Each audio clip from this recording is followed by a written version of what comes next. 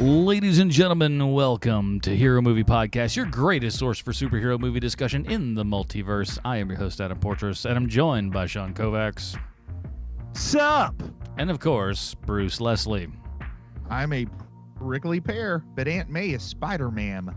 Oh, and we are all over the place here, everybody, because we are going from one verse to the next, a multiverse, if you will, because today we are discussing Spider-Man Into the Spider-Verse, number one movie this weekend. Not a giant box office, but hey, a win is a win, I guess, right? Hey, it's going to be steady, man. This is going to have huge home market money. This is going to have, I think, really good, some really good merchandising money. This is something special, I think.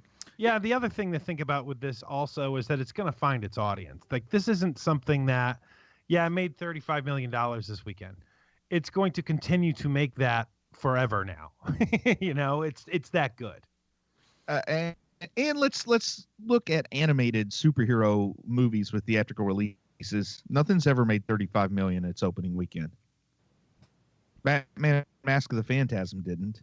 I don't know if there ever been any other theatrical animated Marvel releases. Not to this nature, I don't believe, for sure. I can't remember any. Yeah. But we'll get into that and everything. But do want to say thank you to everyone that helps support this show over at patreon.com/HMP.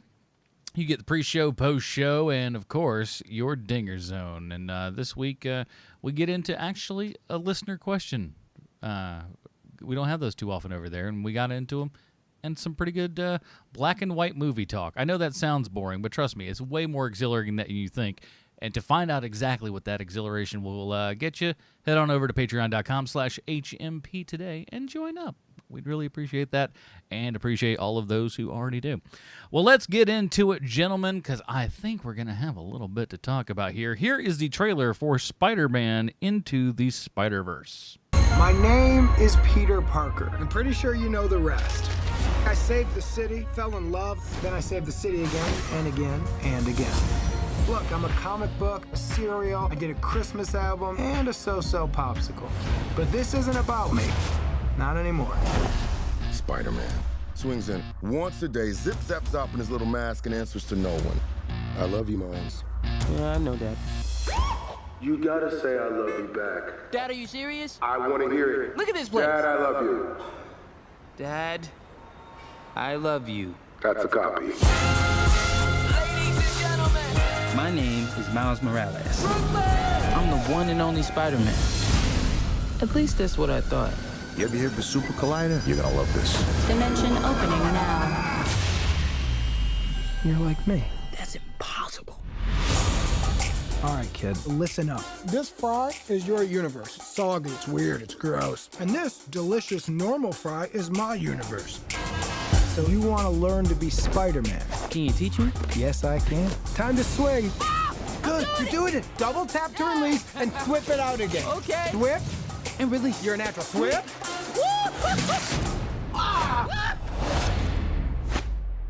Hey guys, Who are you? I'm Gwen Stacy. I'm from another dimension. How many more spider people are there? Hey, fellas. Hello. This could literally not get any weirder. It can get weirder. Okay. We need to get back to our universes soon. Brooklyn is gonna collapse. My family lives in Brooklyn. Whoa. Miles, what's wrong? This was never your city. It's mine. If I don't destroy the collider, none of us will have a home to go home to. Remember, what makes you different Let's go. is what makes you Spider-Man. Officer, I love you. Wait, what? That way. Other way. Do animals talk in this dimension? Because I don't want to freak them out.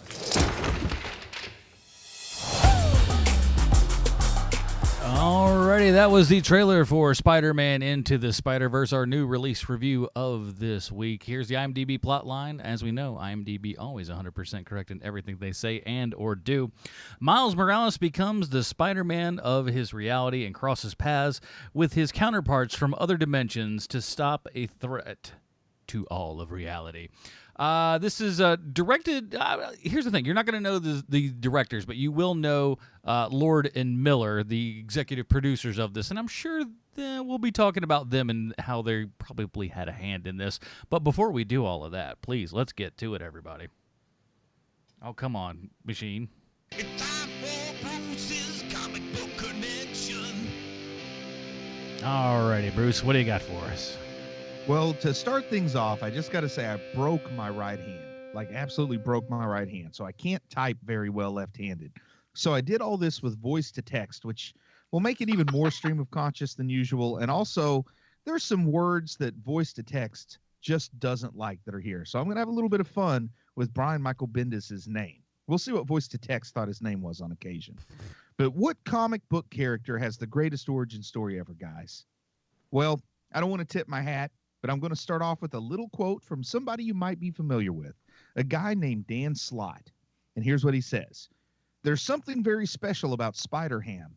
Almost all other spider people were bitten by a spider, but Peter Porker is a spider bitten by a radioactive pig. That's his origin. I was like, I bet you they're not going to cover that. And they did. They totally got it right. God bless them.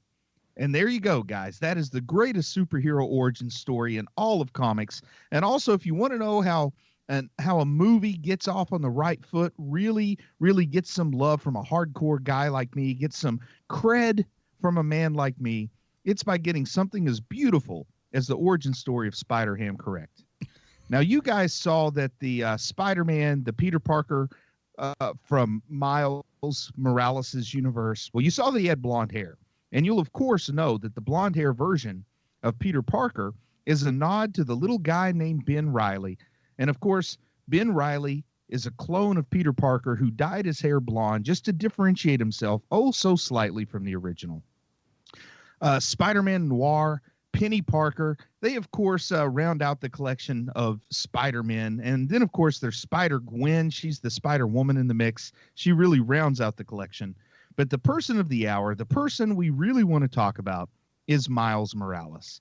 Because Miles Morales is the kid who became the Spider-Man in the Ultimate Universe when Ultimate Spider-Man met his ultimate end. The Ultimate Peter Parker died.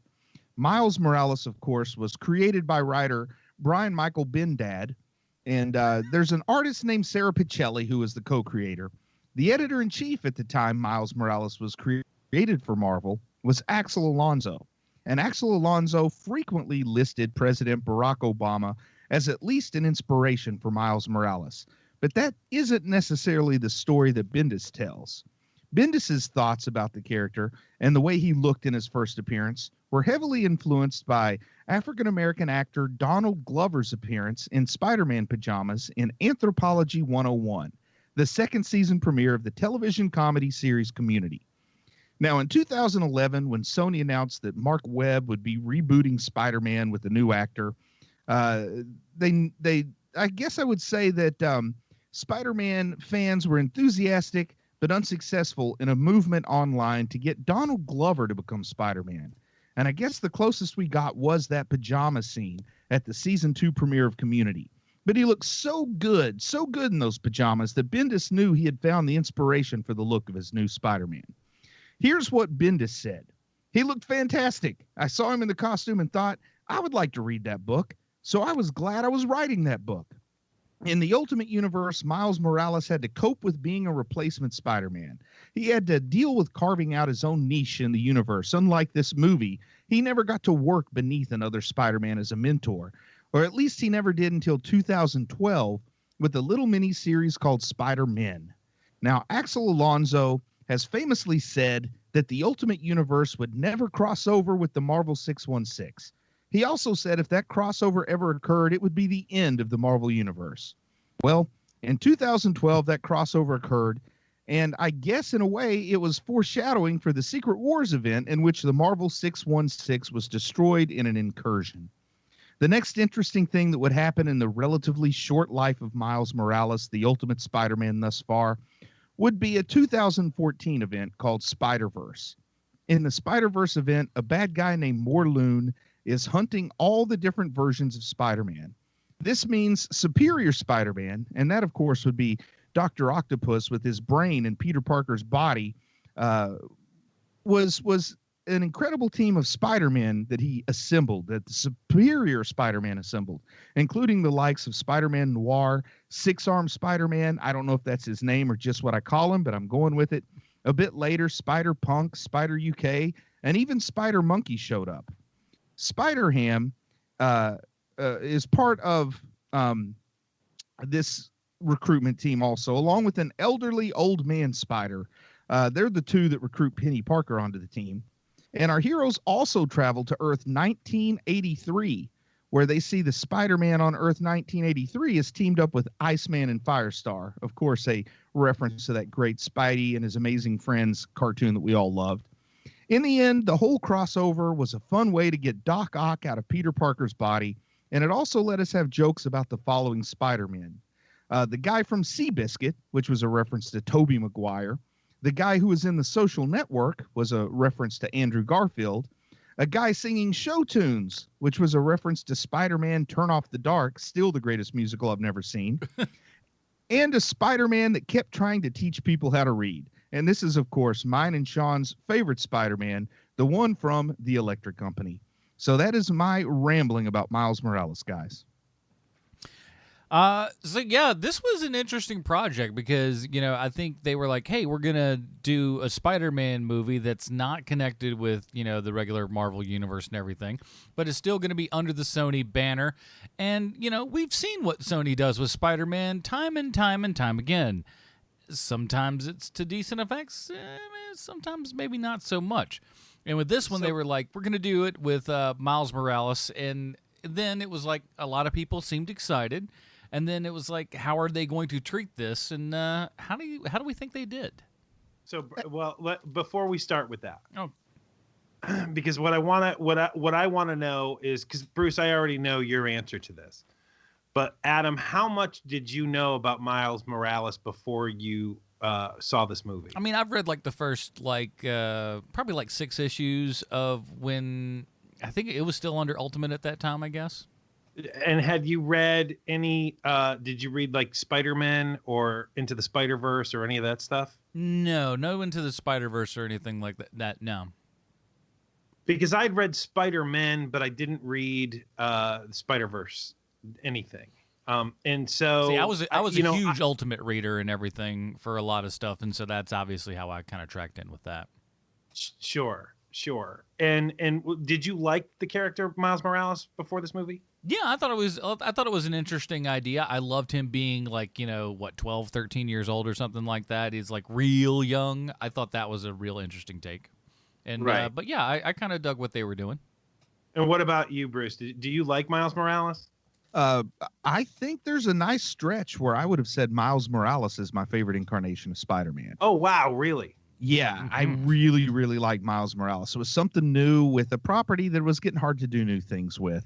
Also, I kind of liked that there were a lot of people really hating this character before he appeared, and all those same people wound up loving the character. Like, no matter how badly they wanted to hate him, they still wound up loving him. In retrospect, I've continued to read some Miles Morales, and what I would compare it to is Damian Wayne. Like, for a long time, I've thought Damian Wayne is one of my favorite mainstream DC characters, definitely my favorite Robin. But then after a while, I looked back and I realized, no, I like Damian Wayne written by Grant Morrison a lot. Right. Other people can't write him very well. And I've gone back and looked and realized I like Brian Michael Bendis. I like Ultimate Spider-Man. I like the stories he wrote with Peter Parker, too. And I like Brian Michael Bendis writing Miles Morales. And, of course, Bendis is gone from Marvel now, so he's not going to be writing Miles Morales going forward. And it was one of those combinations. It's not just the character, but it's the combination of the character and the writer that really worked well for me. Mm-hmm. Yeah, I liked, from the get-go, I liked Miles Morales. I didn't keep up with it, quite frankly. But when he first started, I liked him. The Spider-Man, I liked that too.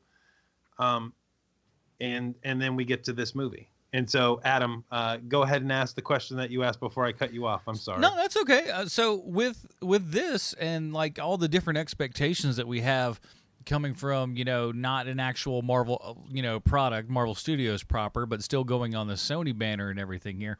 What was I can speak for myself.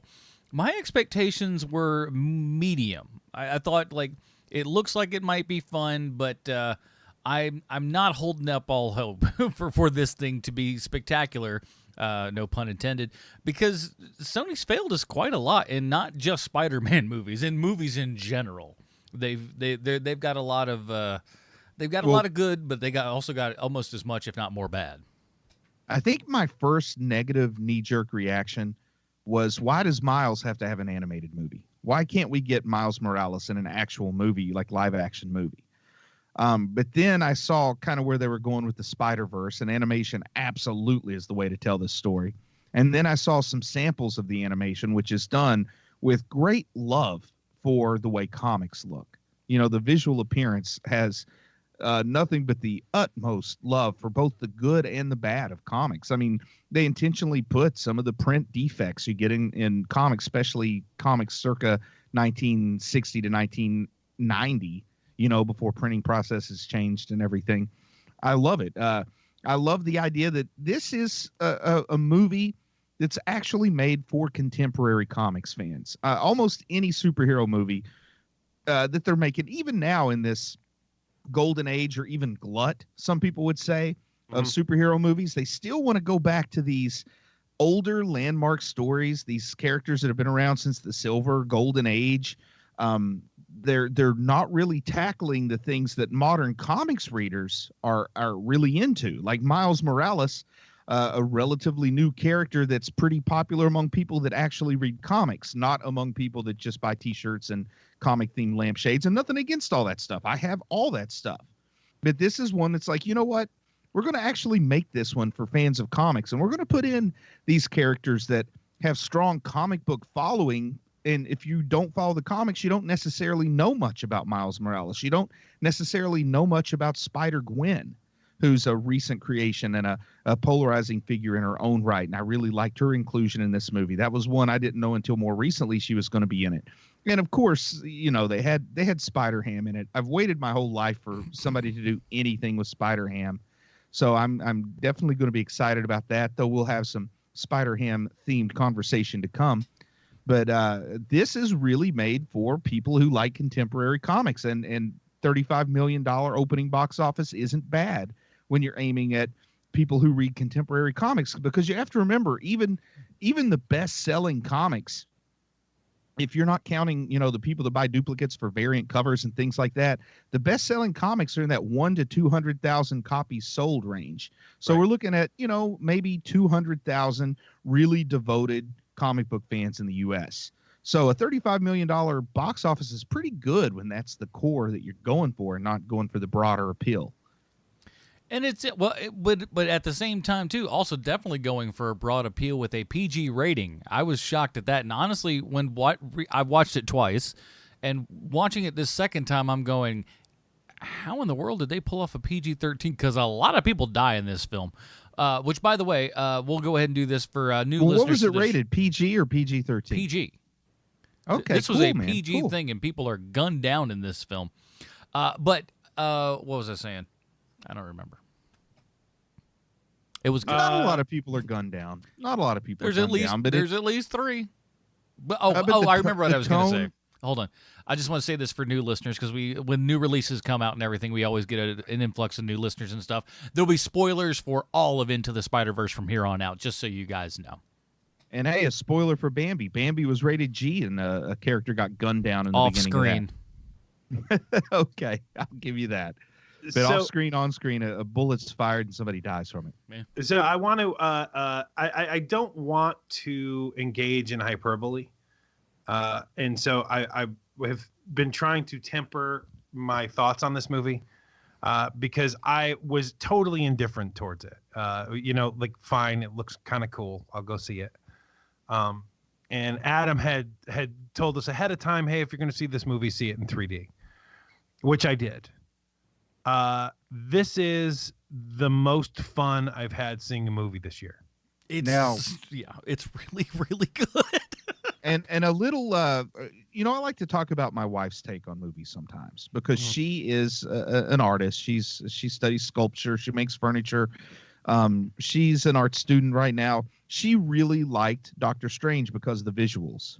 After she saw this, she said this might be the coolest. And I think she's talking a lot about the visual aspects, but she said this might be the coolest movie she's ever seen. So it's amazing. Yeah, visually, there is nothing but joy to be had here. And if you're a diehard comic book fan who's been reading it from the days when Chris Claremont X-Men comics were off range, out of register, that's the term for like the smudging in the background, because it's kind of like a screen printing process almost. So they had to line up the important stuff, and the stuff in the background would be a little smudged. At first, I thought my 3D glasses weren't working right, and then I realized that's an homage to the comics. Yeah. The little dots, they have a name. I can't remember what that name is, but the little dots that are thrown in there, the hashing, there's just love for the medium in this movie. And they found a way to make something that's like a good motion comic. Because, motion comics kind of stink. Yeah. That's funny you should say that, because while I was watching it, what I legitimately said to myself was, this is the first time I've ever seen a comic book movie where it feels like I'm reading a comic book.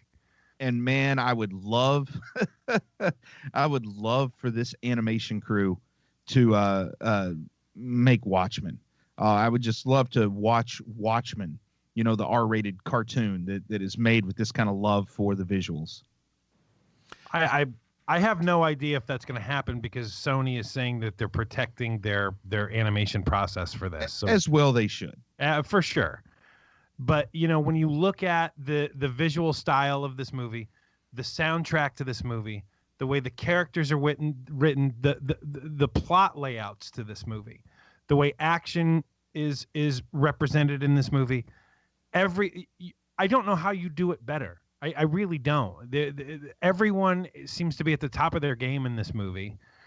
And even the voice talent everyone is just fantastic. Like, if you were to tell me, hey, Jake Johnson is going to be a really, really great Peter Parker, I'd be like, no. Man. And at first I read that as Jack Johnson and thought it was the singing surfer dude.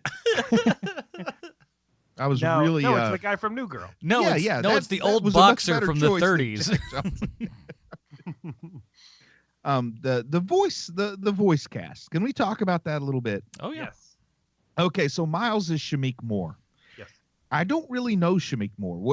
What's he done? Should I know him? The only other thing that he's done was Dope in 2015, which was fantastic. I really like that movie. He's also in The Get Down. Oh, I really like Dope. You like Dope too, didn't you, Adam? Oh, I loved it. It was really great. And interesting. But Shameik Moore, not a young guy. He does a good voice for Miles. But my big question is, where is Donald Glover in all this? Like that phone call had to at least have happened at some point, right? I mean, good question. Perhaps, but didn't he? I don't know. I don't know.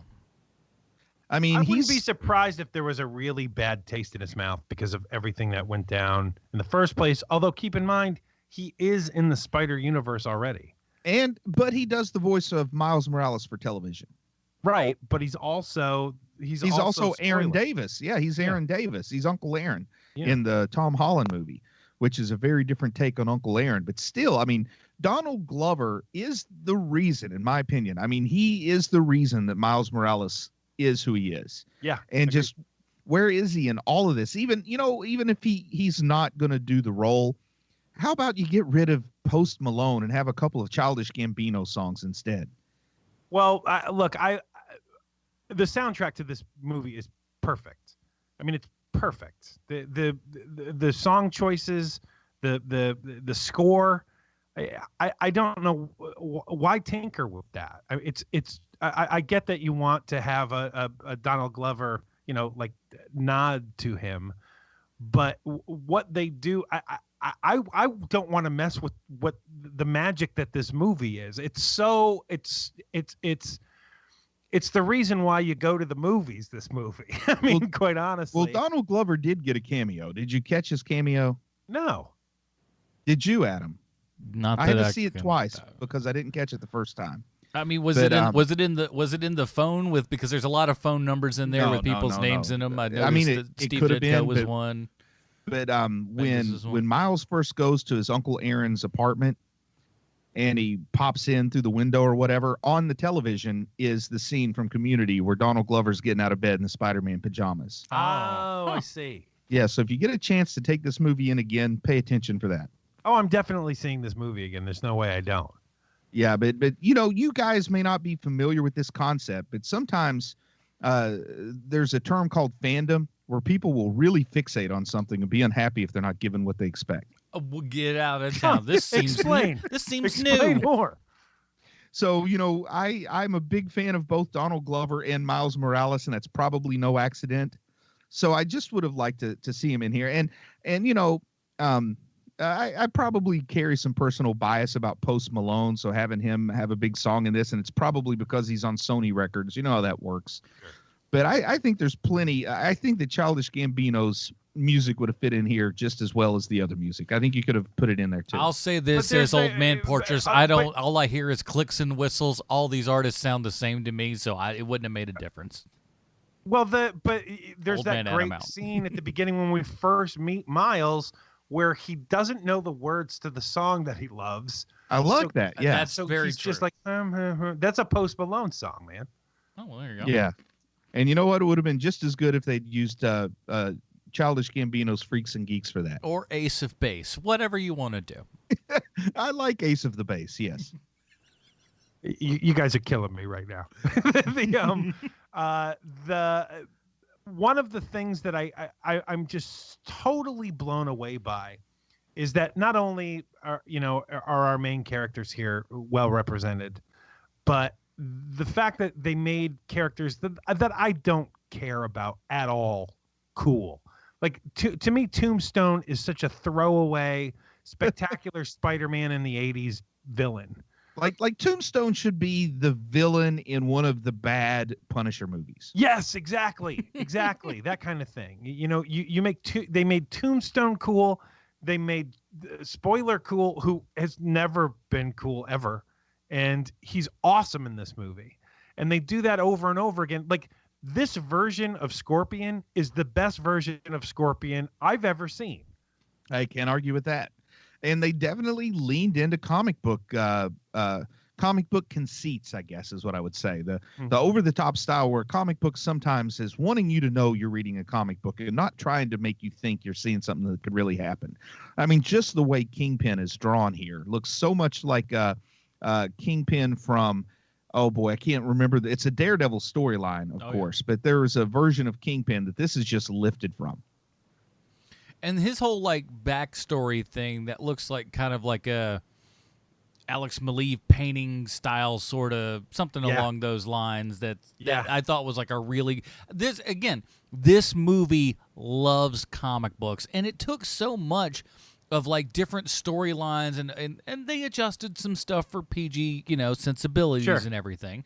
But you could point out stuff and just go like, oh, I know this line. Oh, I know what they're talking about here. Oh, they changed this a little bit, but that still works. It's good. Yeah. They love comics in this thing, and it's so apparent. And the other thing, too, is that they run the gambit of the type of movie that it is. Because, they didn't make the mistake of, we're going to spend 40 minutes on the origin story of people that you already know their origin. It was fast. It's quick. It's exactly what it should have been. They punch you right in the feels with a bunch of the Miles stuff. It's funny. This movie is so funny. When you think of and we'll get to it when we get to Spider-Ham, but the Spider-Ham stuff is I was laughing out loud at some of this stuff. Spider-Ham is everything I love about comics. Like that character. Is you can be ridiculous, silly, Warner Brothers, Looney Tune, over the top, yet he is still a competent superhero. I mean, if you ever read Spider-Ham comics, and then you read the Spiderverse comics where Spider-Ham is taking down villains just like any other Spider-Man would, and it's so easy to see, oh, he's this joke character that's a pig, but at the same time, he still gives you just as much action and adventure as any other character, and there's something so me about that kind of character. I mean, I love it. And having John Mulaney voice Spider-Ham, just perfect. Perfect. You did think that was perfect? I thought the voice was good when initially I saw he was cast. It was like, I kind of know John Mulaney, but I don't know that I've like followed him like maybe as closely as you guys have, so I didn't know what to expect, and I thought he did fine. He's great. For me, he's one of those comics that like I'd been doing comedy for a while when I'd first seen him, and then when you see him, it's just like, oh, that's what I've been trying to do, but I'm no good at it. Yeah, John Mulaney came to Huntington last year, and I didn't go see him, which I could have done pretty easily, but I guess I missed out on something there. Oh, man, he's so good. You should see him. I saw Leslie Jones instead. What a mistake. I hope that's just a gag. No, it's true. Listen to Adam. That laugh is righteous indignation for those of you listening at home. My insides hurt. What about Nick Cage as Spider-Man Noir? Great. What Beautiful. an amazingly good choice. It's so weird that the two best Nicolas Cage performances in the last 10 years are both superhero movies. Well, you add Mandy to your list, man, because that one is bonkers bananas. You'll have to watch that. But is it good Nicolas Cage, or is it just bonkers? I think it's kind of both, but it's not like this role. Well, he delivers it pretty straight. He plays it straight and plays it perfectly. He is leaning in a couple of times, which is super fun. Yes. And he plays the character right. Yeah. And I love the way that the character's lines are written too. Stuff I wish I could come up with, like, hey, you bunch of turtle slappers and stuff like that. Using 40s lingo. Oh man, there's definitely some Dick Gunfighter lines that are going to be lifted from Spider-Man Noir. But I've never read a Spider-Man Noir book, but I'm sitting there watching this going like, I dig this concept. I would probably read this. Well, I mean, if you haven't read much Spider-Man Noir, it's basically when they said, you know what, everybody else is coming up with their own version of Batman, and let's come up with a version of Batman and Spider-Man. Well, my two favorite characters are Spider-Man and Batman, so hello, dream come so true. You're human. You two were once 7 years old. You know what, Bruce? You could walk straight down to the corner store and buy yourself a good glass to shut the hell up.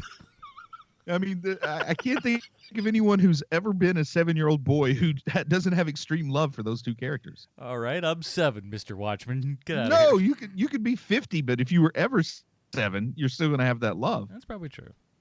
And I would guess out of the three of us, the one of us who's eaten the most of those awful Spider-Man popsicles is Sean. No, I haven't actually. See, I would have thought Sean would love those Spider Pops. See, we only had like Mickey Mouse. I have a very weird thing about my eating habits, which is that if I go to a restaurant, I have a very specific thing that I always order at that restaurant. And so when the ice cream truck would come around, I would always get the exact same ice cream. And it works that way for years, forever. You seem to me, and you know, we can all get the wrong perception, but you seem like some of my friends, or even maybe my own sons at times, where they know that Spider Pop does not taste very good. It tastes kind of like wax and fingernail polish remover mixed together, but they order it because it's Spider-Man, dang it. No, man, it's always the bomb pop? The strawberry shortcake. See, I like the chocolate equivalent of the strawberry shortcake, whatever that thing was called.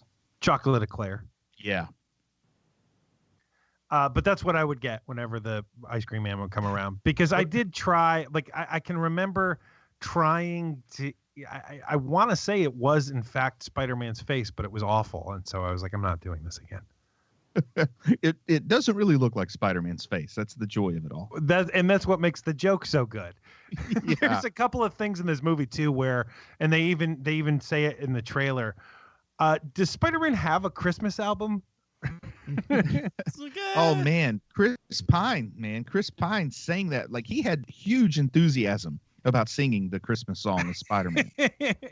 And I guess we haven't even mentioned Chris Pine as the ultimate Peter Parker, which is crazy because I don't remember Ultimate Spider-Man being particularly awesome at being Spider-Man, but I don't mind the change that they I mean, they did get up into the 150 plus categories, so eventually that's like at least 2 years in business time. But does he have a spider cave and a spider jeep and a spider helicopter and all that stuff? Okay, that's a little. Well, Miles Morales did go to Aunt May and get a lot of equipment. I mean, that's not too far afield. Now of course, that making it the nexus of all Spider-Verses, the center of the web, that kind of goes to the Spider-Verse, but that would have been more like the 616 Aunt May, who was kind of hinted at. She's the keeper of the nexus of all spider realities, sort of like Man-Thing is the nexus of all realities, keeper down in the Everglades. Uh-huh.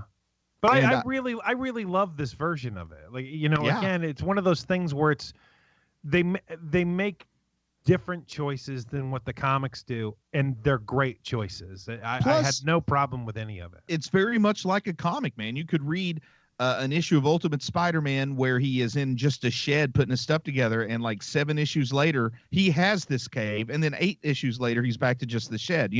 Comics fans make a big deal about continuity, but not always do the writers and editors do that. Right. And that's part of the fun of comics for me, is stuff can move really fast.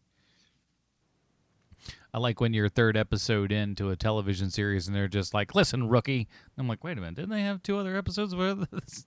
Oh, you just and I like around. it. I like it that they reversed this trend on Aunt May. They kept trying to give us ever more appealing versions of Aunt May. And then they bring in Lily Tomlin, who, to be honest, if you told me Lily Tomlin wasn't doing so well, I would have probably believed you. Like Lily Tomlin's one of those people, I don't quite know what her status was, And she's always looked much older than she actually is. She looked like she was like 60 in 1978.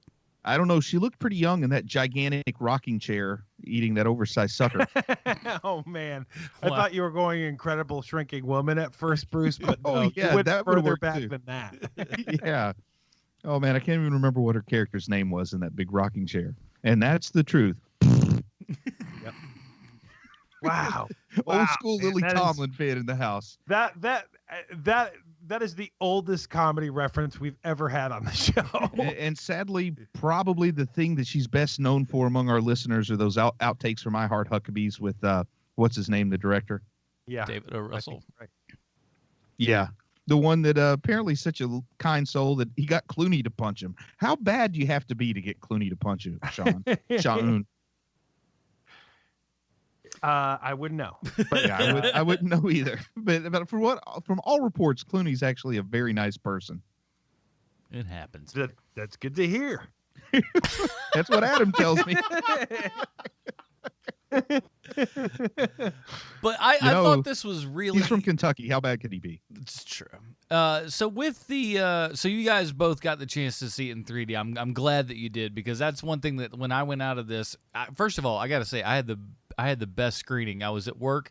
It was like 10:30 on a Friday. Literally 0 people in the theater other than me. This giant screen. I made sure to turn it up awful loud. Oh, you want to talk about bliss? That was the best. Can the world just keep delivering me more of that where people aren't bugging me? God, I would love it. And they found a recipe where all these characters can work, man. I would go back to see a Spider-Gwen movie, an animated Spider-Gwen movie, if it's made by this team. Now, here's one of the things that I think that we do have to ask ourselves about this movie and what they plan to do on it. Because on account of this, check this out. Venom is, as we've mentioned before, is about $1 billion right now. They have made all of the money. And so they've been like, well, maybe we don't want to loosen up our, grip on Spider-Man at all, anything like that. We can do plenty well over here. And then if this does really well, and then them getting all these characters off, one could assume it oversaturating the market, giving us hey, we've got 6 members here. Let's give each 6 of these people a movie, and we end up Star Warsing ourselves again, where it's just like we may be going a little bit too much on this. I fear that this success could lead down to that road. I think the way they go is just once a year give us a Spider-Verse movie. Yeah. And they can be traveling to, I want to see Spider-Punk. We still didn't see Spider-Punk at all, Spider UK. There's lots of good Spider-Man. And the thing with me and Spider-Man is I don't know if it's oversaturation, boredom, whatever. Peter Parker's 616 Spider-Man was never as interesting to me as people like Spider-Punk, people like Miles Morales, people like Spider-Ham, of course. Well, because we've been seeing Peter Parker be Spider-Man for 50 years. But I can't stand it when they do that sort of thing with Batman. Like, there's something that works with Spider-Man that I don't like it when they do that with other big-time characters. I think because the character of Spider-Man in the first place is so weird, and playful. Yes. And there's something there's something that the character lends itself to that, like, you know, like, because he's funny, and they even tip their hat to this again with Spider-Man, which they've been doing more and more within the Marvel universe, which is that there is a reason for why people are funny. You know, like Tony Stark that uses it for a little like hidden trick, you know. Yeah, he's got a lot of emotional issues and trauma and baggage. Right. And for Spider-Man, he even says it. Peter B. Parker even says, watch the hands, not the mouth. Yeah. You know, and it's just such a great character trait to have that. And it's the thing. Do you remember, Bruce, in the 80s when every single superhero spoke like Spider-Man? Like you would read a Superman comic book. You would read not Batman. Batman was always dark, but like the Flash or whoever you're reading, they all spoke like Spider-Man. Oh, like, yeah, especially when Wally West became the Flash after Crisis on Infinite Earths. Then Wally West was the Spider-Man type of Flash. Where they did that with Hal Jordan a lot. They made him the wisecracker, and then of course they had other Green Lanterns they could do it with. And you're right, man. There was a time where it felt like just a little bit too much, and then they did this thing with Deadpool, Jerry Duggan, Joe Kelly. Some people made Deadpool out Spider-Man to the point now at times watching this movie, you feel like it's Deadpool light with some of the jokes. It is that way. That's funny that you mentioned that, because I was thinking that a bit while watching this movie. But when, especially when it's so self-referential, like when you see him dancing in Spider-Man 3, when you have that scene there. Yeah, exactly. And it does feel very Deadpool-y. The difference is that, and I think it's what's going to continue Spider-Man being Spider-Man, is that there is a reason for it. There is a reason why he is being funny. It's to distract people. And Spider-Man has had a long, illustrious, successful career. But I honestly can't easily recall a time where Spider-Man was the hobo Spider-Man with the gut, like this Peter B. Parker. And I like that Spider-Man. Yeah, me too. It was so much fun of him just like, oh, yeah, it warped me. I was a lot flatter than this when I was over there. And I kind of get the idea that when they were making it, they're picturing like this is what happened to Tobey Maguire's version of Spider-Man once Andrew Garfield came out. and they really, there was a movement at one point to maybe get Tobey Maguire to voice Peter B. Parker, but that didn't happen. No. And frankly, I think for the better. I mean, all for, Toby notwithstanding, but and something we haven't spoken about yet. Doc Ock in this movie. What do you guys think? I like her, man. First of all, I did like how in the rewatch and everything, they do have her on the the screen there in the background that he does reference later and everything. But again, I thought that was a good little. They even have her name on the screen as Dr. Olivia, and then he's standing in front of the screen so you can't see her last name because it's Olivia Octavius. I mean, they do some clever stuff. Second watching, I paid a little more attention to her. Very clever. And when you got Catherine Hahn, what bad can you be doing? It's so crazy, man, because the character of Olivia Octavius looks so much like an ex-girlfriend of mine. It's insane. It is insane. And behaves the same way too. And I also like it when she declares herself when they're in the place in Hudson Valley, what's it called, Alchemax or something like that. They even have sort of in the foreground just a black and white silhouette of a guy in the Doc Ock glasses with the bowl cut.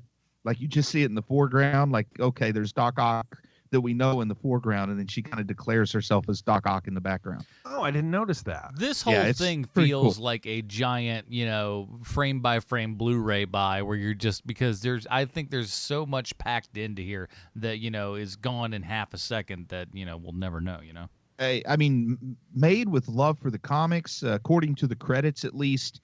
Sarah Pichelli and Jason Latour were more involved in simply being creators of the original characters. I think they were actually helping with some approval on character designs for the movie too, which is cool. I mean, Jason Latour, the big reason I think that there's been so much immediate interest in Spider-Gwen is just the costume design. And Jason Latour, product of Charlotte, North Carolina, man, one of our homeboys, is the guy who did that.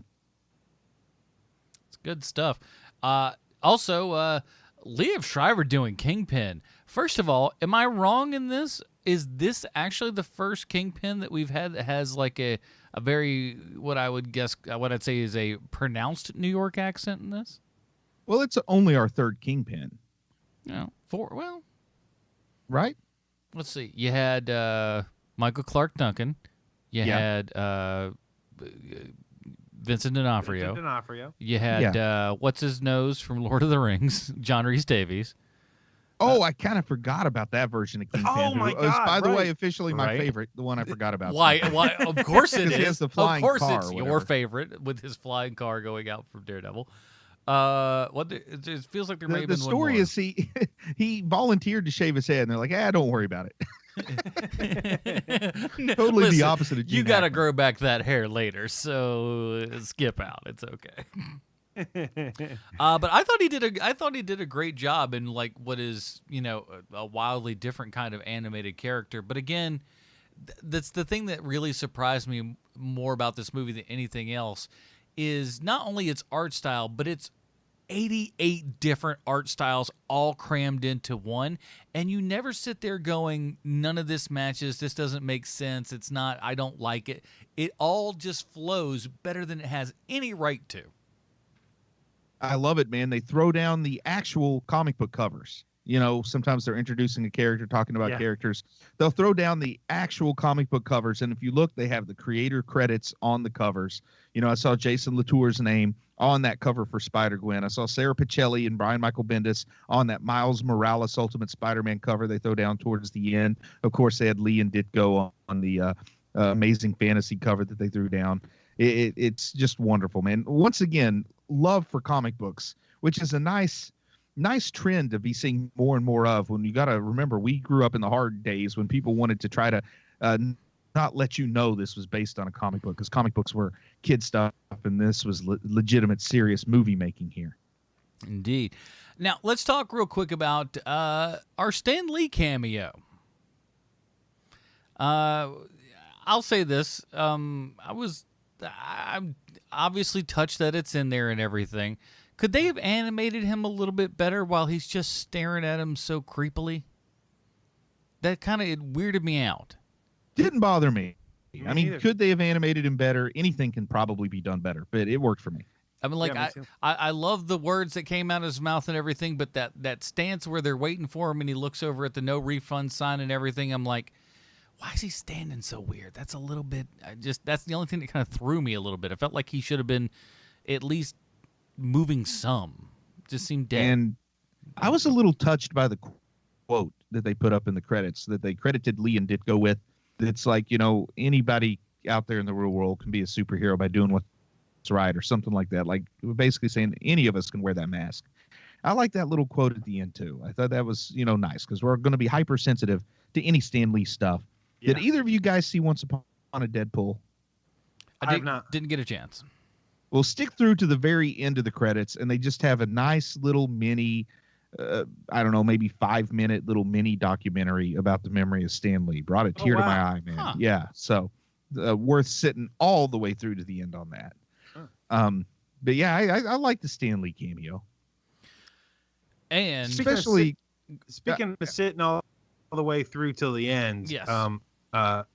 First of all, the credit sequence for this movie is amazing. The end credits, yeah.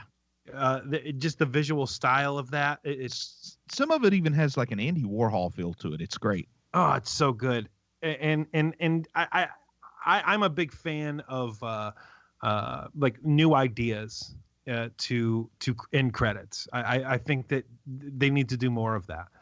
And just the way, like, it's like propaganda posters, but it's with Spider-Man. It's just so great. yeah, it's pretty astounding how, like, and you just go, yeah, somebody just did that. There was nothing, and then there was all of that, because it's so deep and layered, and just it's astounding. I can only imagine how much of a headache it was to do. Yeah. Now, we haven't talked about Uncle Aaron Davis. Ah, yes. Let's do that. Now, is it fair to assume both you guys already knew the lore of Miles Morales and knew that Uncle Aaron was the Prowler? Yeah. Yes. They make him a much more sympathetic Prowler in the movie than what I felt like he was in the comics, and I think that was a good move. Yeah, agreed. Plus, I mean, the casting, once again, kind of shocked that was a pretty good get for this character, I think. Yeah. And I'm also proud that I finally learned how to pronounce his name. It's Mahershala, because, man, I was way off for years. Yeah, no, that's still not right. Yeah, that's well, not that's right what either. I was told. I was told it's like Mahershala. No, it's incorrect. What were you told? It's Mahershala. That's how I used to say it. You see And how that's we when, both you see how we both just did it correct at the same time? That's why it's correct. I'm going to write him a letter. I'm going to write him a letter and say, could you please say your name into a cassette tape and mail it back to me, sir? Dear Mr. Ali. You know, having that and having him be basically a surrogate father also, because him and his father, Miles' father, have so many problems. It's such a great addition to this character that's already pretty great to begin with. It's just, again, it's one of the, like I said at the beginning of this episode, they change a lot, but it's all for the better.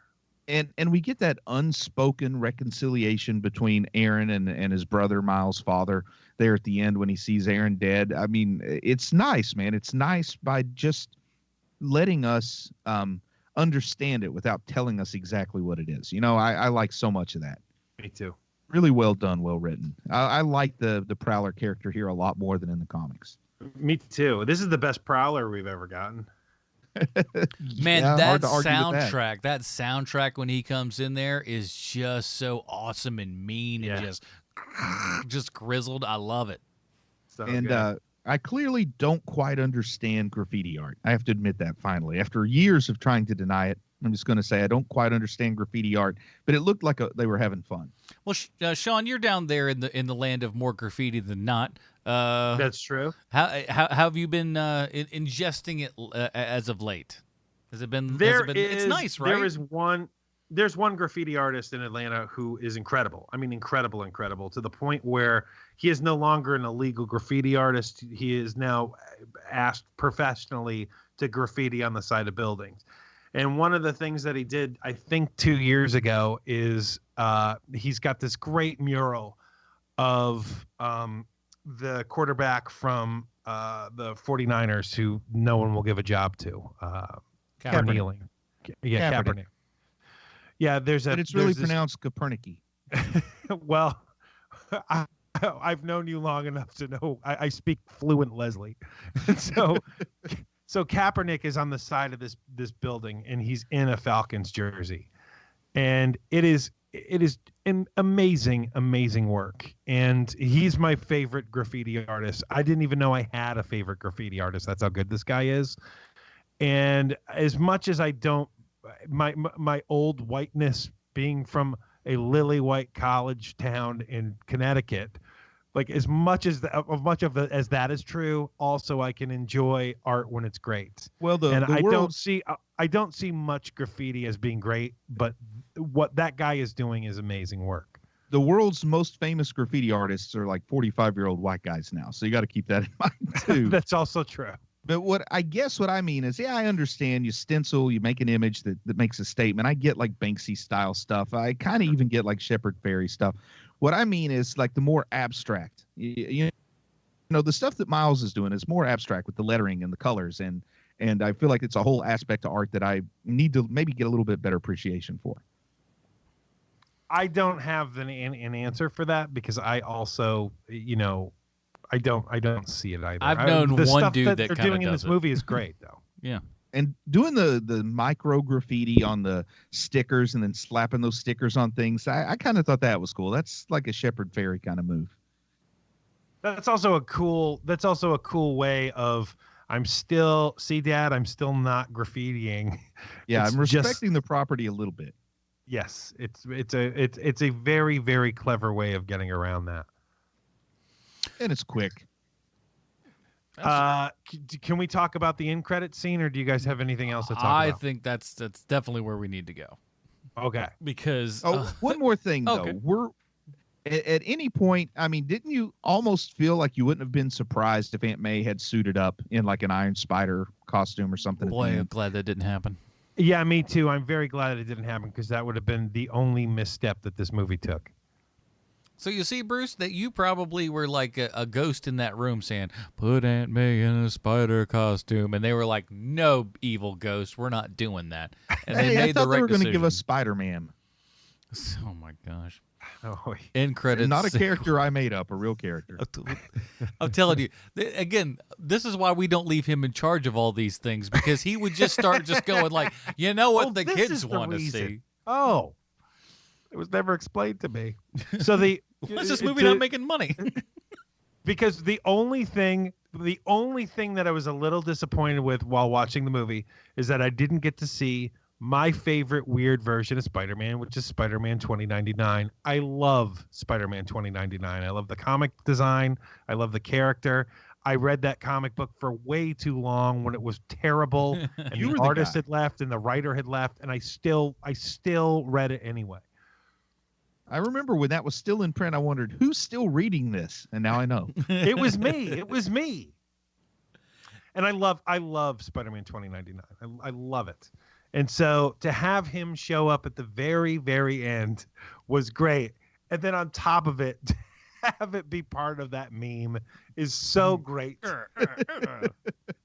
I love it. Yeah, it goes back to Earth 1967 into the original animated Spider-Man, which, believe it or not, if I'm following the credits correctly, somehow Disney owns the rights to that old animated Spider-Man somehow. Really? Yeah, they definitely own the rights to the Spider-Man, that song. I feel like at some point there was just like a whole lot of properties that got put in barrels and shaken up, and then it's just like, reach down in there and see what you get. And then they're like, oh, look at this. We own animated Spider-Man now. How about that? I guess that's ours. It's like the guy who owns the Batman movie rights still. Oh, I love that guy. Talk about a success story. Well, you know that and Swamp Thing. Well, you know what else was a success story? One Sylvester Stallone, but man, I cannot for any reason see how he could be connected to this animated film. Well, thank you, Adam. Liv Schreiber plays the role of Wilson Fisk in Spider-Man Into the Spider-Verse, and look, I don't know why they didn't cast Vincent D'Onofrio as Kingpin in this, and Tobey Maguire would have been a great bit of stunt casting, but they didn't, and Liv Schreiber is very, very good as Kingpin in this movie. For years, I used to think that Liv was one of the kids in the movie Lord of the Flies for some reason, but he isn't. I don't even know why I could have mixed that up, and I did, and due to that mix-up, I have been a huge Liv Schreiber fan ever since. I even think he's great in Wolverine Origins as Sabretooth, which no one is great in. Not even Patrick Stewart is good in that thing. And Patrick Stewart is a treasure that belongs to the world. Liev also makes a brief voiceover appearance in the movie Creed. And I just put together that while writing this, sometimes these things come easy as the voice of HBO Sports, which he is already, so it's a perfect fit. Creed, of course, stars Mrs. Huxtable and Johnny Storm and the lady that found Thor on the junk planet and the head of the Reavers, Sylvester Stallone. Now, Stallone hated working on Creed, and in an interview with Entertainment Weekly, he used the word sucks 11 times while describing his experience. I'm kidding. It's not like that at all. He loved it. And Creed gave Stallone's career the boost it needed for the 17th time. So why wouldn't he love it? But let's get back to Liv Schreiber for a second. Of all the people to have starred in the first Scream movie, did anyone ever think it would be Liv Schreiber, who had the biggest movie career outside of it? Because Courtney Cox has a good career also, but she isn't working nearly as much as Liv Schreiber is. It's kind of like watching a movie like Wanted now. Like when you see the movie Wanted, no one would have guessed that Chris Pratt would have the career he has now. So when you see him playing the Dickie best friend, it's kind of astonishing that that's Chris Pratt. Maybe I'm heaping too much praise on Liv Schreiber, but I like what I like, and I think that dude is awesome. So, gentlemen, in conclusion, I present to you Liv Schreiber as this week's Stallone connection. He's a good actor with a great voice, and I'm really looking forward to the X-Men Origins Sabretooth movie that I have no doubt will be out in the next few years. Hey, if this Fox merger doesn't go through, who's to say what may or may not happen? Well, here on Hero Movie Podcast, we have our own patented Robin rating system. If you'd like to check that out, head on over to facebook.com/Hero Movie Podcast. It's right there at the top of the page. And while you're there, throw it a like, why don't you? Bruce, where does Spider-Man Into the Spider-Verse fall on the Robin rating system for you, sir? I think it's the best animated superhero movie I've ever seen. And I'm not using hyperbole there. I mean, honestly, I think this is the pinnacle of what animated superhero movies could be. This is way better than The Incredibles in my book, which is probably what most people would say was your best animated superhero movie coming into this. So having said something like that, I mean, this has big significance. I don't think I can give it less than a Dick Grayson. Very big. All right, Keenan, Koufax, pardon me. Old habits die hard. You would have hated that other guy. Yeah, listen, he was full of himself. Real jerk. To the good Sean. Christ. I'll edit that out. Real jerk. So, before this movie, there's no doubt that I would have told you that the best animated movie of all time, like Bruce said, is The Incredibles. It's incredible, that movie. But and there was nothing that was even remotely a close second. Maybe Batman Mask of the Phantasm. That's a pretty great movie. But now the best animated superhero movie of all time is this. And as much as I love The Incredibles, and I do love The Incredibles is just making a very good Fantastic Four movie. This is something completely different. This is its own thing. I think that we are in the next few years going to see things that try to copy this unsuccessfully. Kind of like what happened with The Matrix for 10 years, where anytime you saw the future, it was just a knockoff version of The Matrix. I think that we're going to see that now with other movies that have kids in it, or, more specifically, African-American kids in it. It's going to look like this. And that's fine by me. But it needs to be done well, like this movie is. And I don't know how great that will be, but there you go. This movie is going to start a trend, and I give it a Dick Grayson. Yeah, I see that for sure being a thing on the walls of like people, your lesser thans coming down the pike to try to figure this out. And this movie really avoided something that I think a lot of people thought it was going to be, which was it's great for inclusion, but we want inclusion to just happen, right? And not have to hit us over the face with like, this is what you better do now. Just make it a great story that includes all the people, and you end up with something like this that is just fantastic and sits on its own merits and not have to, stick its nose up saying, like, look at how better we are than everyone else. They just do a great job in telling a story, and that story happens to have, a spectrum of everybody in it, and it's awesome. This is a Dick Grayson all the way. I can't believe how much I went in with, fairly low expectations, but man, oh man, just blown out of the water. And again, as I said to these gentlemen, if you can, go and see this in 3D. I go see a decent amount of movies in 3D just on account of it's not costing me any extra as I work in a movie theater. But I never really tell anybody to see it unless I really believe that it's going to, in one way or another, add to the enjoyment of the film. This does that tremendously. So if you can, see it in 3D. But Dick Grayson for me as well. Holy smokes, man. When's the last time we had one of those? It's been a while. Been a long long time, man. So will that happen? Hey, maybe again next week. Maybe again next week, huh? Maybe Probably we'll have not, a back-to-back. You never know, because next week the superhero movies continue. We're headed back out to the theater again to check out the live-action Aquaman directed by James Wan. I never thought those words would come out of my mouth, and I can't believe this movie is actually coming to the screen. How does it hold up? We'll find out. We'll find out next week. What do you say?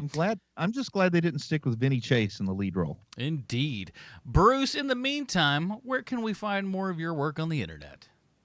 You can go to Amazon.com. Look for Dragon Blinder, the omnibus of all my dragon books. All 3 of them lumped into one nice digital copy you can get for a pretty good price. And you can also check out Chubby Wizard, Heroes and Villains. I do some other podcasts from time to time. Mr. Koufax, what do you have to say to people? Well, you can find me on my new website, Sean Koufax is a completely different person.com. You can go there for any conspiracy theories you may have. Please check that out. Oh my gosh, I just got so many great ideas. And also, you can find me on Hero Movie Podcast, where if you go to the Apple link, the Apple iTunes link, the old Sean's name is still up on there. But eventually it'll be taken down someday, I'm sure. Listen, iTunes takes a while for their stuff to refresh and do proper. I can't speak to them. Steve Jobs' ghost, however, will be your contact person. We'll see what we can do. Thank you, sir. Hey, you want to, you in the Charlotte area? Would you like to hang out with me Tuesday night? Go over to Vizard. It's at 7:30, I think, and we're going to be watching Silent Night, Deadly Night 2 on the big screen, and then we're going out drinking after that. So if you're in the Charlotte Who's area... we? Who's we? What are you talking about? Me and a group of friends. We. Me and a group of friends. Me and my friends who aren't these two bozos. They're not cool enough to go to this. And I love they that have plug jobs at that they have to go to. 7:30, I think. Listen, I'm pretty sure. You can look it up. Anyways, that's what I'm plugging. I'm plugging where I'm going to be watching a movie in public and drinking because it's that time of year, everybody. So join us next week when we're talking about Aquaman. For Sean Koufax, the lovely Bruce Leslie, I'm Adam Portrais. Stay super, everybody. Sean Koufax. Bye, Crap. Marty and Evie. I read your Twitter. New Coke. Spider-Man does whatever a spider can. Spins a web any size, catches thieves just like flies. Look out, here comes the Spider-Man. Is he strong? Listen, bud, he's got radioactive blood. Can he swing from a thread?